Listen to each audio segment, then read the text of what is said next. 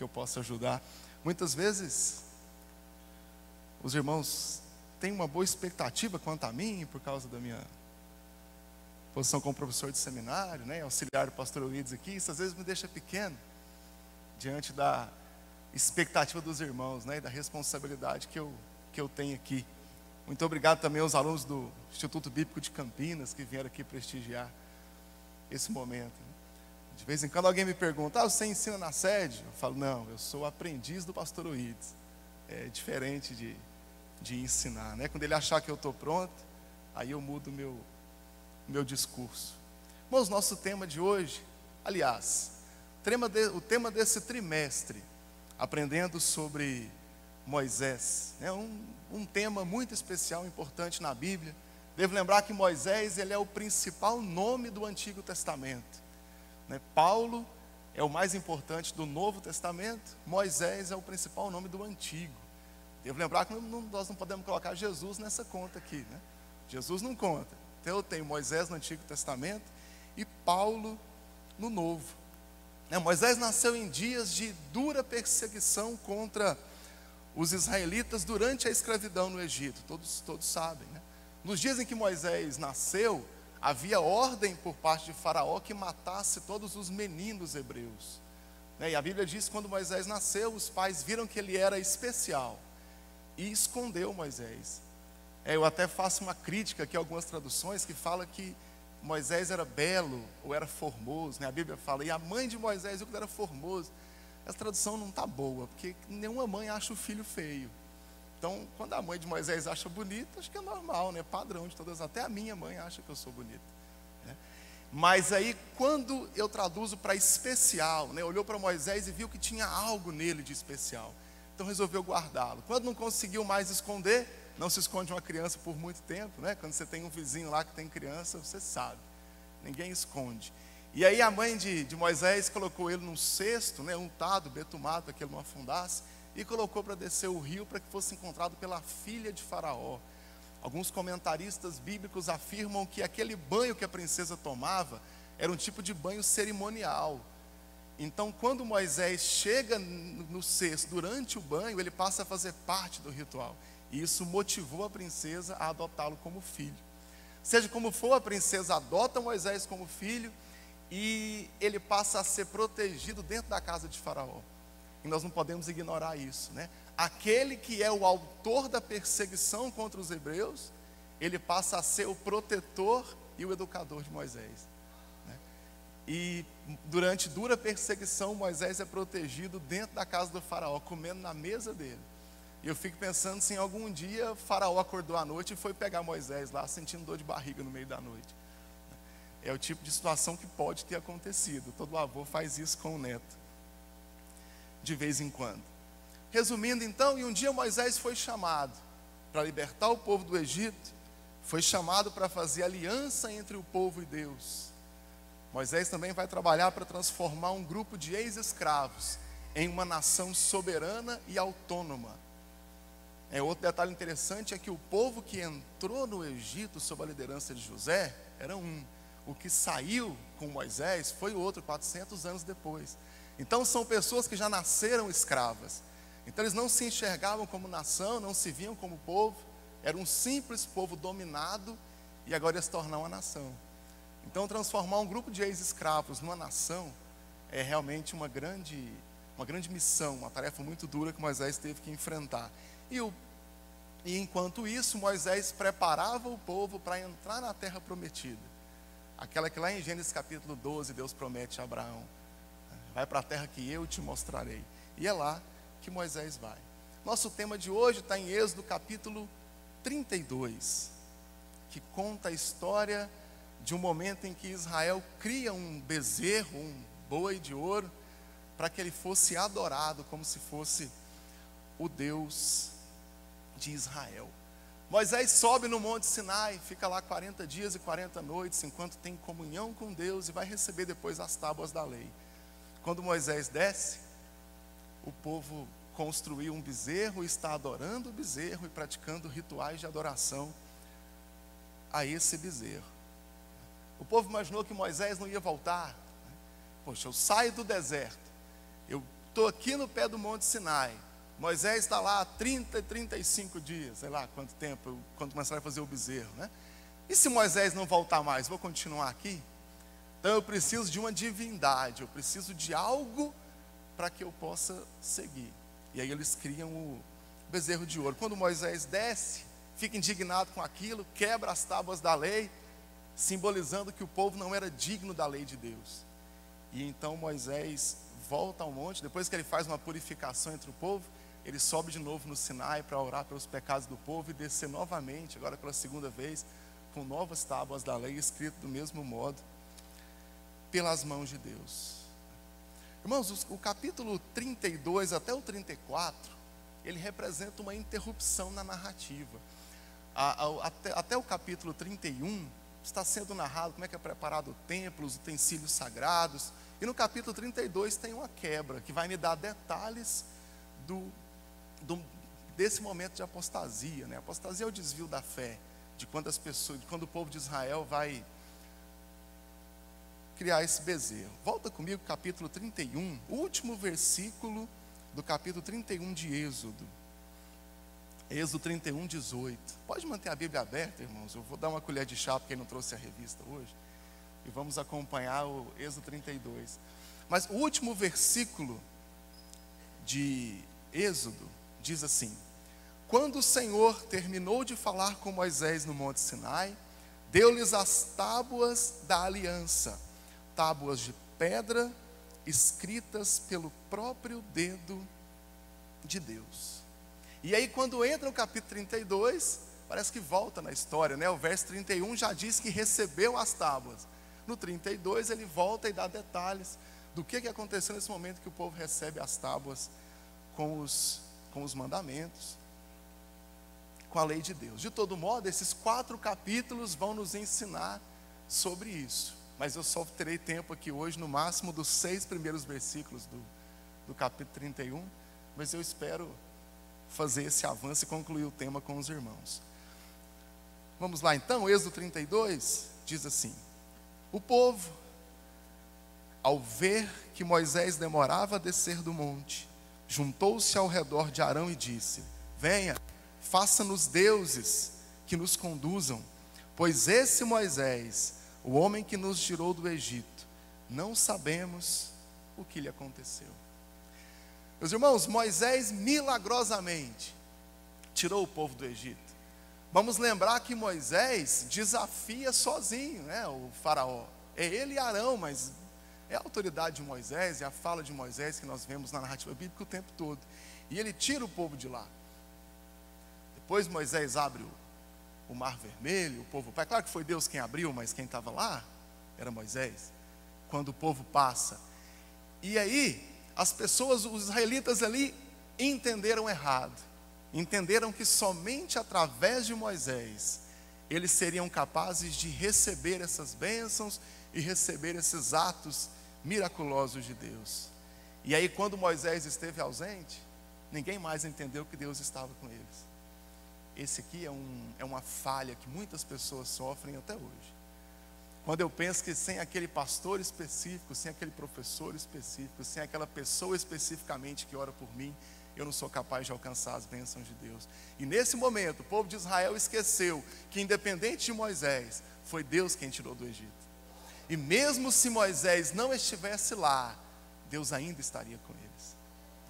Deus não os tiraria do Egito para abandoná-los no deserto. E Deus não abandonou.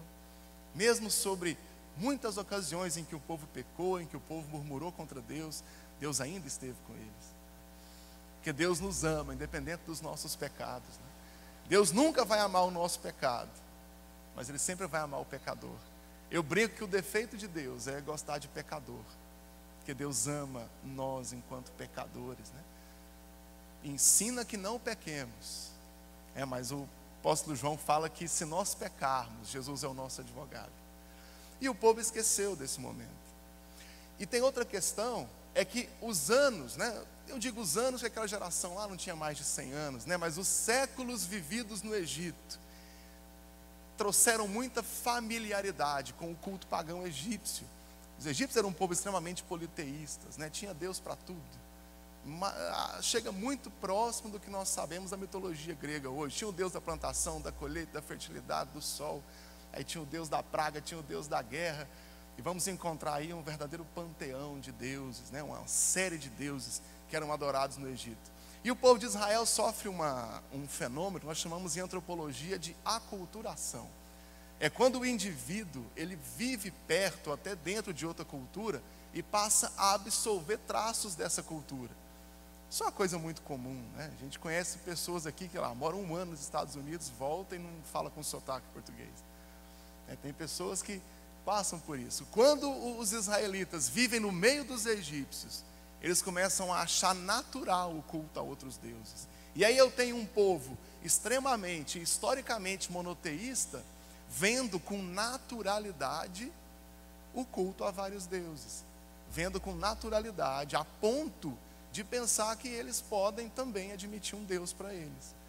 Porque tudo bem, todo mundo faz. Os povos vizinhos fazem e também prosperam. Os povos vizinhos são assim e também são bem-sucedidos na guerra. Os egípcios são assim e nos dominavam, éramos escravos deles. Então não é tão ruim assim pensar em uma pequena divindade a qual eu posso adorar. E esse processo de aculturação foi muito grave para os judeus, né? E vai custar muito caro para eles. Quando Moisés estava perto, que Moisés podia ensinar, que Moisés podia exortar, que Moisés animava o povo, a fé de ninguém tremeu. Mas no momento em que estava sem Moisés, o povo olha e fala: se Moisés não voltar, eu não posso continuar no deserto aqui, eu não sei o que fazer. E essa é mais uma falha muito perigosa dos israelitas, porque imaginavam que a única pessoa que pode pregar para eles é aquele pastor específico, né? A única pessoa que pode ensiná-los é aquela pessoa, e não existe outra. E o povo esqueceu de que a liderança sobre eles nunca foi Moisés, mas foi Deus. Nunca foi Moisés, mas foi a mão de Deus que estava lá com eles. Como conosco hoje, né? Temos liderança aqui nessa igreja, claro que tem. Mas não podemos esquecer que acima dela, quem nos lidera diretamente é Deus. E é Ele quem nos conduz, é Ele quem nos protege, é a graça dEle que nos salva, né? Os israelitas esqueceram disso, que o que mais valia era a presença de Deus.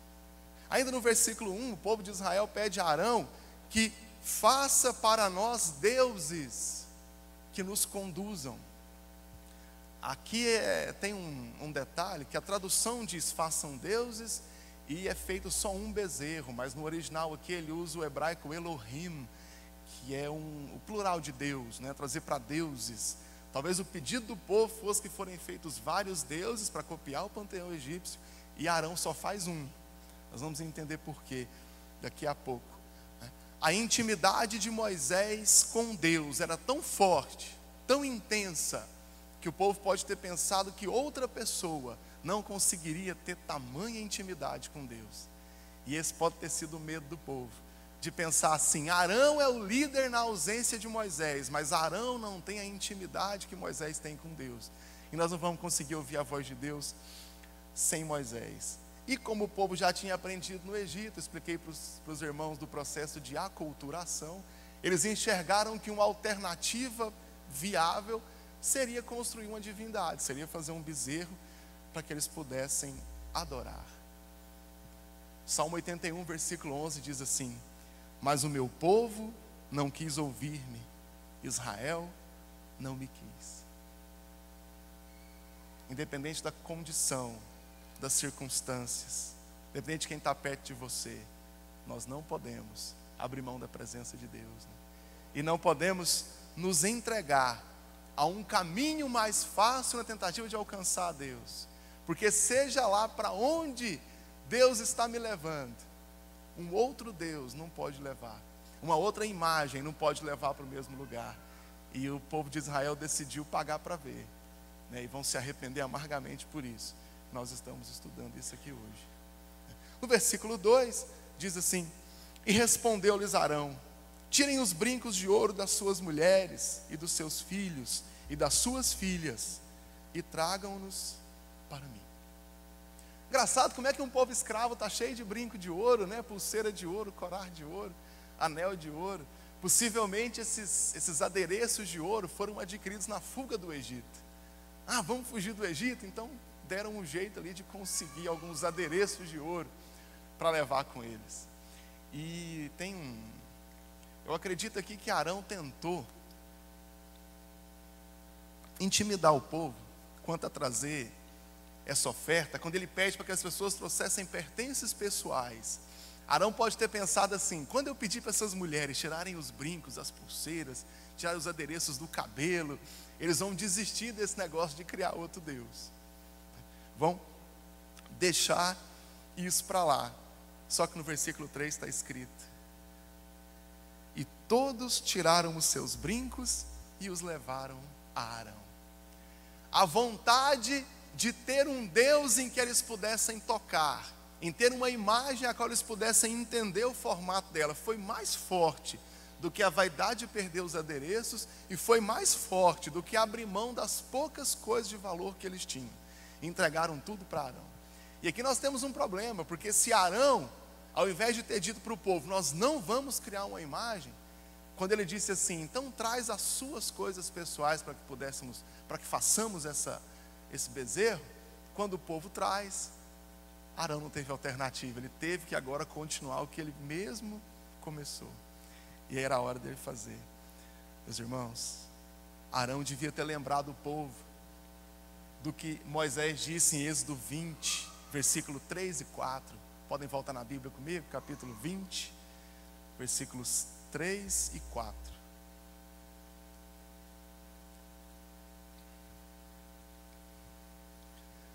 Êxodo capítulo 20, verso 3. Não farás para ti imagem esculpida, nem figura alguma do que há em cima no céu, embaixo na terra, ou nas águas debaixo da terra. Não te curvará diante delas, nem as cultuarás. O povo aqui não tinha desculpa de pensar assim: mas não tínhamos lei que nos ensinasse que era proibido criar imagem para ser adorado. Não, Êxodo capítulo 20, Moisés já tinha dito que não era para fazer imagem de nada, para que eles pudessem adorar. E aqui a posição de Arão deveria ser irredutível, deveria ser curto, grosso não precisa, mal educado não precisa, mas devia ser curto, e dizer assim: povo de Israel, Moisés acabou de falar que nós não podemos fazer imagem, nos adorar diante delas, nós não vamos fazer. Se a pena for morrer no deserto de sede ou fome, nós vamos morrer, mas nós não vamos obedecer a palavra de Deus. Essa deveria ser a posição de Arão. Mas o que Arão faz? Arão cria uma decisão politicamente correta, que era tentar harmonizar o culto pagão da época, daqui a pouco eu vou explicar, com a adoração a um Deus único, e harmonizar isso com o culto pagão da época. Arão tenta criar aqui uma religião de meio caminho, em que tivesse a adoração ao único Deus de Israel, e que tivesse ao mesmo tempo uma semelhança muito grande com os deuses daquela época. Porque quando fala, lá no versículo 1, está no plural: faça-nos deuses. No original hebraico está no plural também, especialmente com o uso do hebraico Elohim, para deuses. E quando Arão cria, ele cria um bezerro. Ele não cria vários, ele cria um. E depois ele vai dizer: esse aqui é o seu Deus que te tirou do Egito.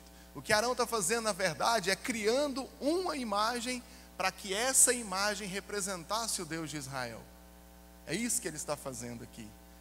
E Arão tenta ser politicamente correto. E os alunos do IBCamp estão aqui e vão lembrar que eu já disse isso várias vezes, que o teólogo, o pastor, ele não pode ser politicamente correto. Ele tem que ser biblicamente correto. Seja lá o que acontecer, nós não podemos abrir mão do que está escrito na palavra de Deus. Precisamos obedecê-la. A Bíblia é nossa única juíza e mestra. A Bíblia é a única arma, ferramenta e lei que nós temos para obedecer. E nós estudamos e entendemos a palavra de Deus e fazemos o que nela está escrito. Nós não podemos abrir mão disso. Arão por um instante abriu mão desse conceito de ter a palavra de Deus como único guia. E quando Arão fez isso, ele ajudou o povo que já estava querendo se desviar de Deus a conseguir pecar. Versículo 4 diz assim: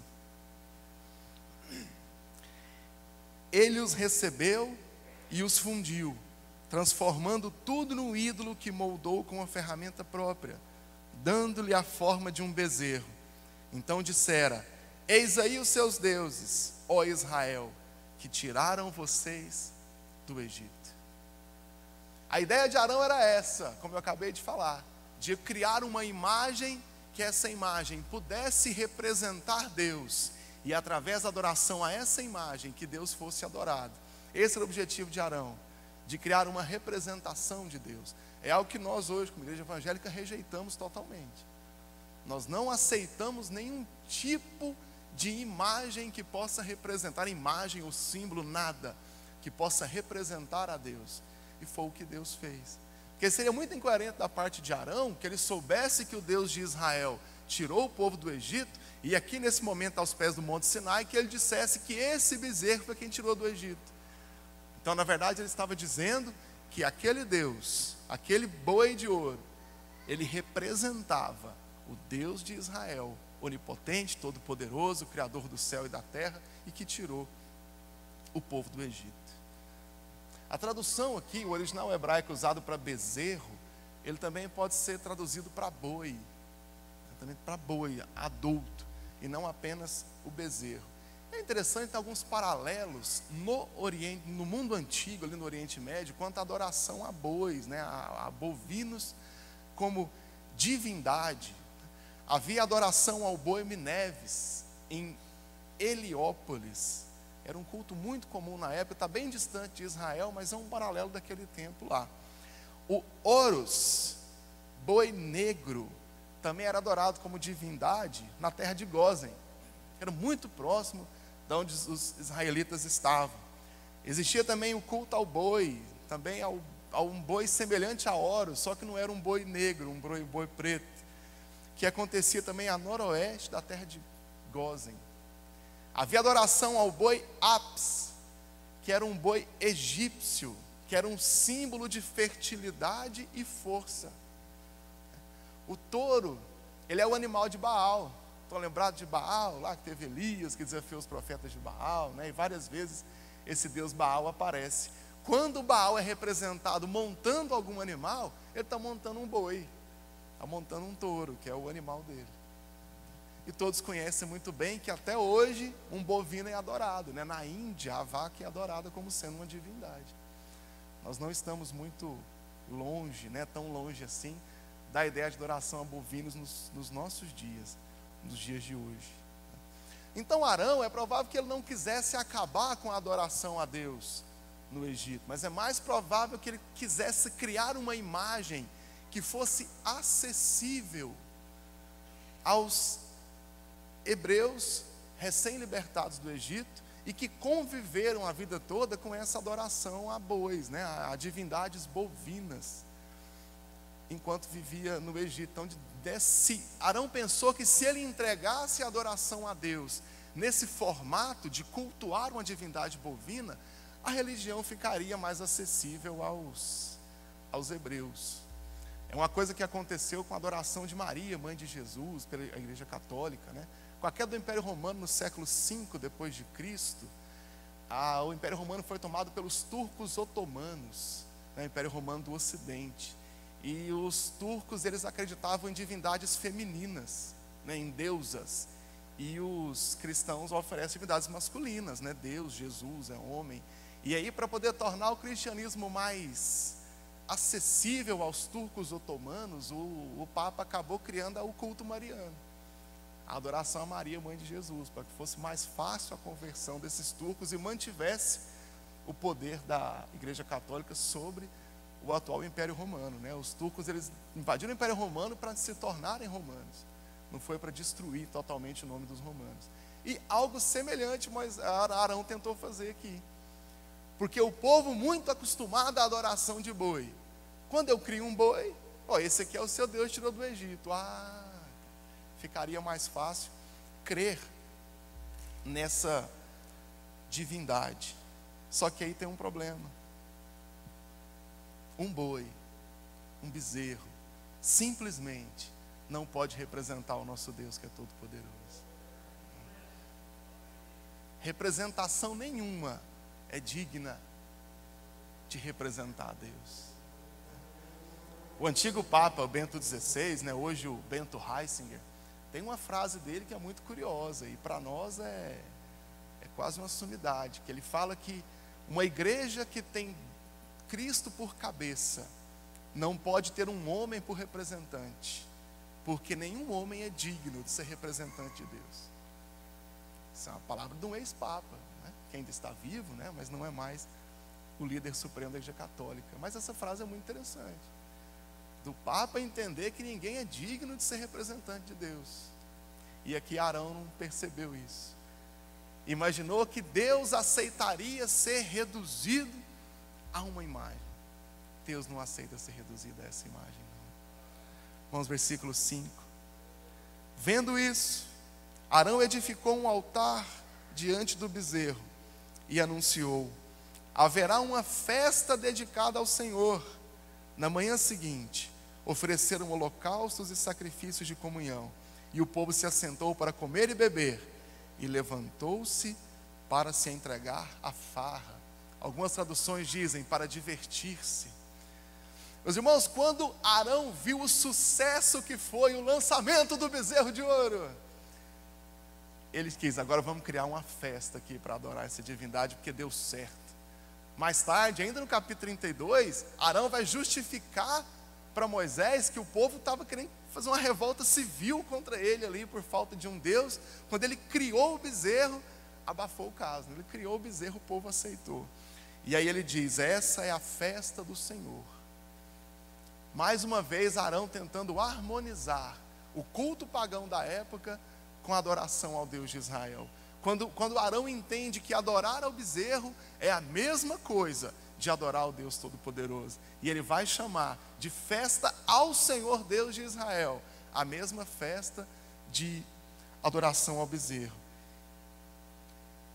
E Arão está ali tentando tornar a adoração ao nosso Deus uma festa pagã, tentando fazer a adoração ao nosso Deus uma festa de adoração a vários deuses. O modo como o versículo está escrito na Bíblia hebraica, o versículo 6, ele sugere o mesmo padrão dos cultos pagãos. Vocês acompanham comigo o versículo 6? Ele diz assim: ofereceram um holocausto, trouxeram oferta, comeram e beberam e divertiram-se. É exatamente o roteiro de um culto padrão, pagão daquela época. No nosso culto hoje, nós cantamos, nós oramos, nós meditamos na palavra, nós oramos de novo. E nós cremos que assim estamos dando o culto a Deus que Ele merece. Todas as nossas reuniões têm esses três elementos. Tem canto, tem oração e tem reflexão na palavra de Deus. Pelo menos esses elementos tem. Aqui o culto pagão tinha esses elementos: de oferecer holocausto, de oferecer oferta, de comer e beber e divertir-se. Agora aqui tem um detalhe muito intrigante, porque a NVI, quem está usando a nova versão internacional, está vendo no versículo 6 o final: divertir-se. Quem tem a Bíblia Almeida corrigida, atualizada, quem tem a Bíblia Almeida do século 21, Bíblia de Jerusalém, está escrito divertir-se. O povo entregou a diversão. Eu fiquei intrigado com isso, e eu encontrei que essa mesma palavra, que é traduzido para divertir-se na Bíblia, na tradução do Almeida, em Gênesis 26, versículo 8, essa palavra, ela é traduzida para acariciar, para dizer o que Isaac está fazendo com Rebeca. Está fazendo um carinho em Rebeca. A mesma palavra, para acariciar. E ainda em Gênesis, no versículo 39, no capítulo 39, versículo 17 de Gênesis, essa mesma palavra que traduz em Gênesis 26 para acariciar, e em Gênesis 32, em Êxodo 32, 6 para divertir-se, essa mesma palavra a esposa de Potifar usa para acusar José, para dizer o que José queria fazer com ela. Os irmãos sabem muito bem qual foi a acusação que José recebeu. E a mulher de Potifar usa a mesma expressão hebraica para dizer que José queria abusar dela sexualmente, A mesma palavra é usada em Gênesis 26:8, para dizer que Isaac acariciava a Rebeca, e essa mesma palavra foi usada aqui no culto à adoração ao bezerro, e que foi traduzido para divertir-se. As festas pagãs da época continham intimidades sexuais. Era comum na adoração pagã da época que o culto acabasse em intimidade sexual entre os participantes, como um símbolo de fertilidade e força. E não está muito longe da gente não. Disse que Maomé, que Alá deu para Maomé a força sexual de 100 cavalos. E aqui no culto pagão isso acontecia. Irmãos, o uso desse verbo aqui, traduzido para nós para acariciar, abusar, divertir, dentro do culto ao bezerro de ouro, no meio desse tipo de culto pagão em que envolvia intimidade sexual, para mim eu não tenho dúvidas de que Israel praticou o mesmo intercurso sexual no culto ao bezerro de ouro. Tanto é que mais à frente, no versículo 18, quando Moisés desce e vai conversar com Josué, acompanhe comigo. Verso 17, 32:17, diz assim: quando Josué ouviu o barulho do povo gritando, disse a Moisés: há barulho de guerra no acampamento. E respondeu Moisés: não é canto de vitória, nem canto de derrota, mas ouço som de canções. Mais uma vez, os tradutores da Bíblia tentam ser bem, usar o eufemismo, de uma forma muito particular. Mas aqui eu tenho 3 variáveis da poesia hebraica. É o canto de alegria, utilizado tradicionalmente para agradecer a Deus por uma bênção recebida. O culto de batalha, que é aquela música cantada antes de ir para a batalha. E esse terceiro aqui não era cantado por Israel,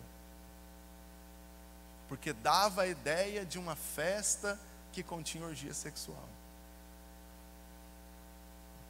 Não é uma constante, a palavra é usada em várias, como em outros momentos, com um significado semelhante. Mas dado o contexto do capítulo 32 e o versículo 6, e as variações do verbo aqui, traduzido para acariciar, divertir e abusar, eu não tenho dúvidas, E o que deixou Moisés irritado foi ouvir uma música semelhante ao que se ouvia em cultos pagãos da época durante os rituais de orgia sexual. E eles vão acontecer aqui no versículo 6. Irmãos, versículo 7. Então o Senhor disse a Moisés: desça, porque o povo que você tirou do Egito corrompeu-se.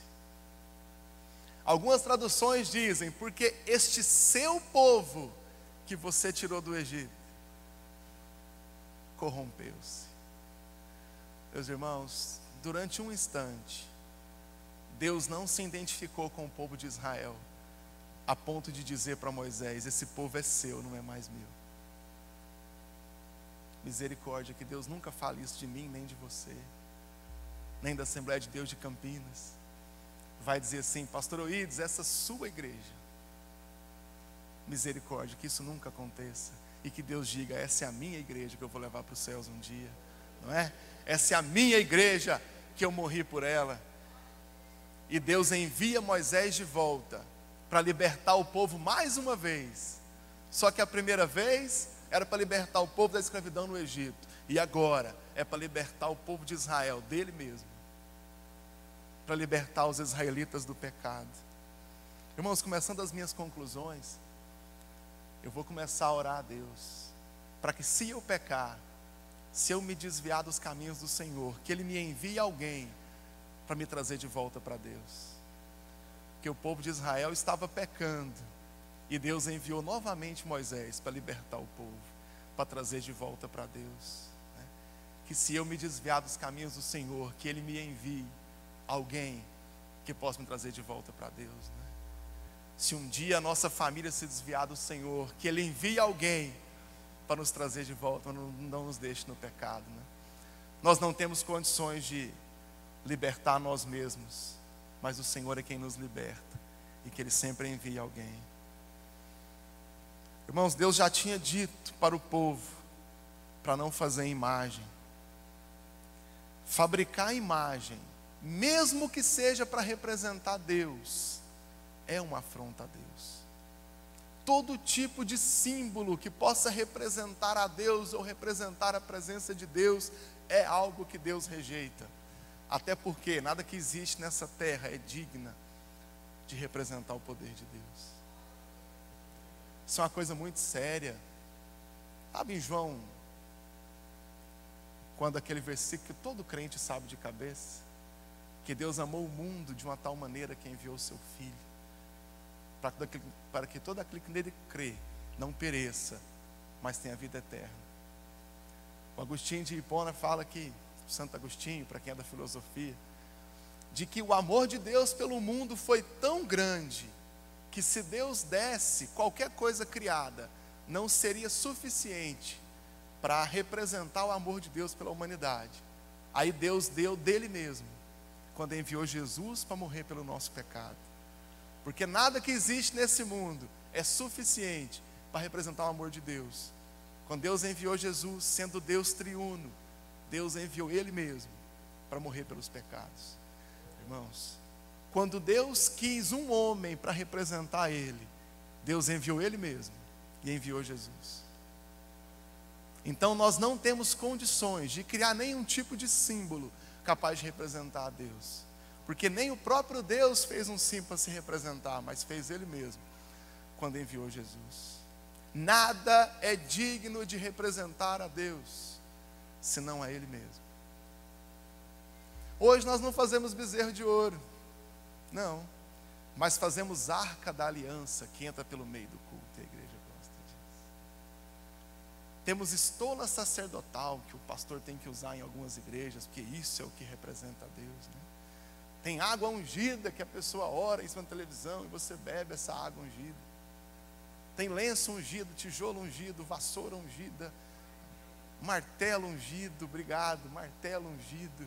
E esse tipo de coisa para representar o poder de Deus, eu vejo que está quase chegando próximo da adoração do bezerro de ouro contemporâneo, né? De uma adoração ao bezerro de ouro atual. Nós não precisamos desses símbolos, porque esses símbolos são usados em outras religiões, e eu não posso copiar o modelo e trazer aqui para a igreja. O pastor Willis nunca ungiu uma água e mandou beber, graças a Deus por isso. Mandou criar vergonha e orar mais, né? Diferente. Você vai ler mais a Bíblia, está lendo pouco, porque isso é o que nós precisamos para alcançar Deus, né? Irmãos, Arão tentou enquadrar o culto a Deus nos padrões da época, nos padrões da época que ele vivia. A adoração a Israel é totalmente única, a adoração a Deus. Não pode parecer em nada. Eu não posso pegar traços de outra religião e trazer para dentro da minha. Mesmo que isso seja socialmente aceito, nós não podemos fazer, porque a Bíblia não diz que eu devo fazer.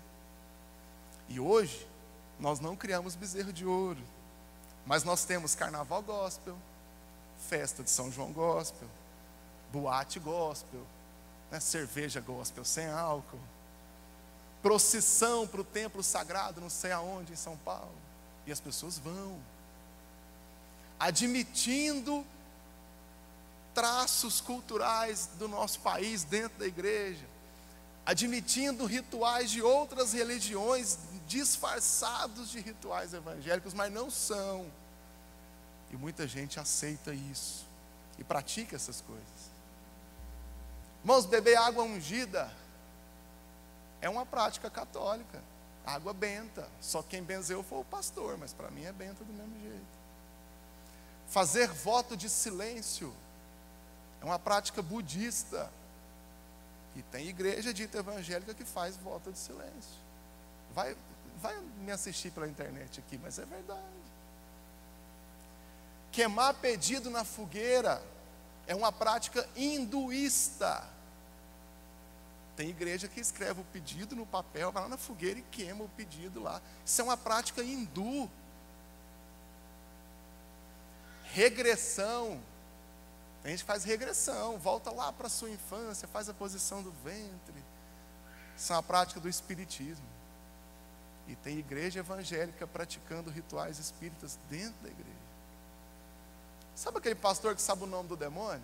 Sabe o nome, sobrenome, de onde vem, para onde vai, de onde mora? Eu tenho uma dúvida: onde é que o nome desse tanto de demônio está aqui na Bíblia? Não tem. Sabe onde tem?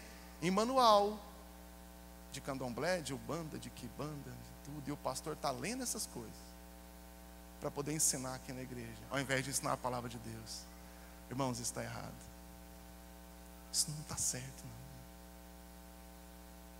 Bem que o apóstolo Paulo diz que nos últimos dias alguns abandonarão a fé e ensinarão a ensinamentos de demônios. Martim Lutero disse uma vez que toda doutrina que não provém das Escrituras deve ser rejeitada, mesmo que ela faça chover milagres todos os dias. Se não vem da Bíblia, não me interessa. Se não vem da Bíblia, eu não vou praticar.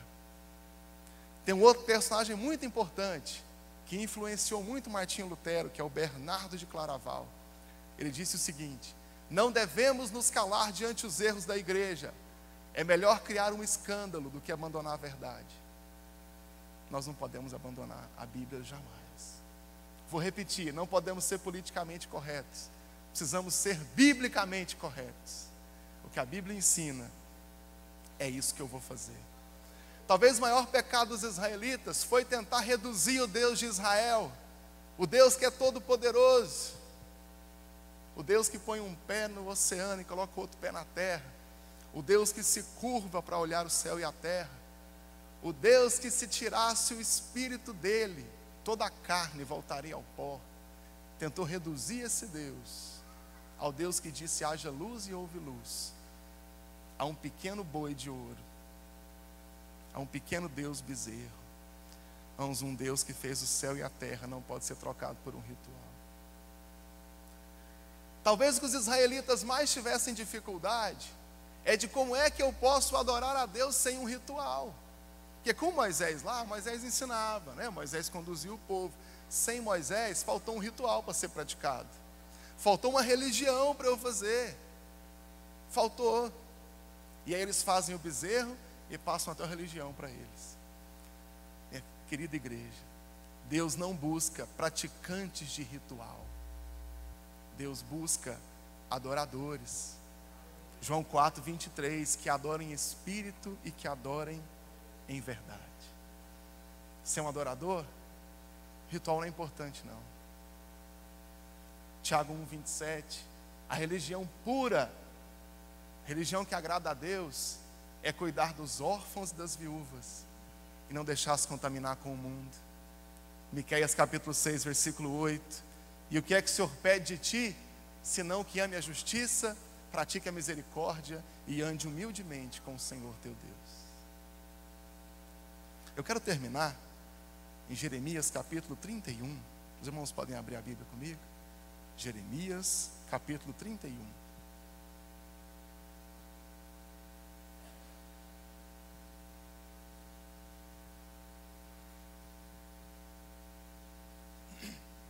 Jeremias capítulo 31. Estão chegando os dias, declara o Senhor, quando farei uma nova aliança com a comunidade de Israel e a comunidade de Judá. Verso 32. Não serão como a aliança que fiz com seus antepassados quando os tomei pela mão para tirá-los do Egito, porque quebraram a minha aliança, apesar de eu ser o Senhor deles, diz o Senhor. 33.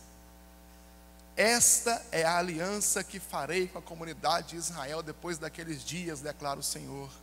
Porei a minha lei no íntimo deles e escreverei nos seus corações, e serei o Deus deles, e eles serão o meu povo.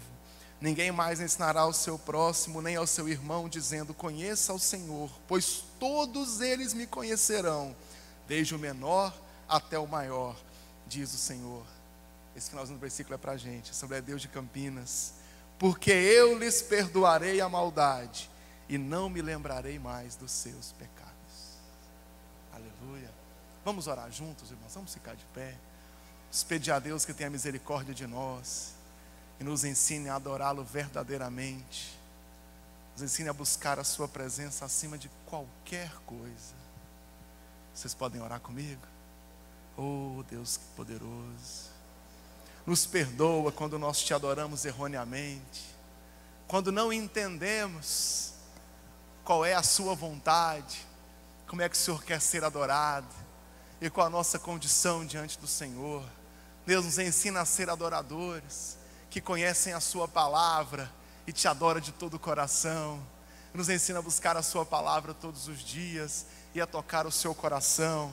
Pai, nos dá intimidade com o Senhor e conhecimento da sua palavra, para que não pequemos e andemos com o Senhor todos os dias. Pai, nós não queremos pecar, não queremos nos desviar, não queremos te entregar um culto mal feito, um culto sujo. Pelo contrário, queremos te entregar a melhor adoração, o melhor culto. Nos ensina a fazer isso, Pai, em nome de Jesus. Graças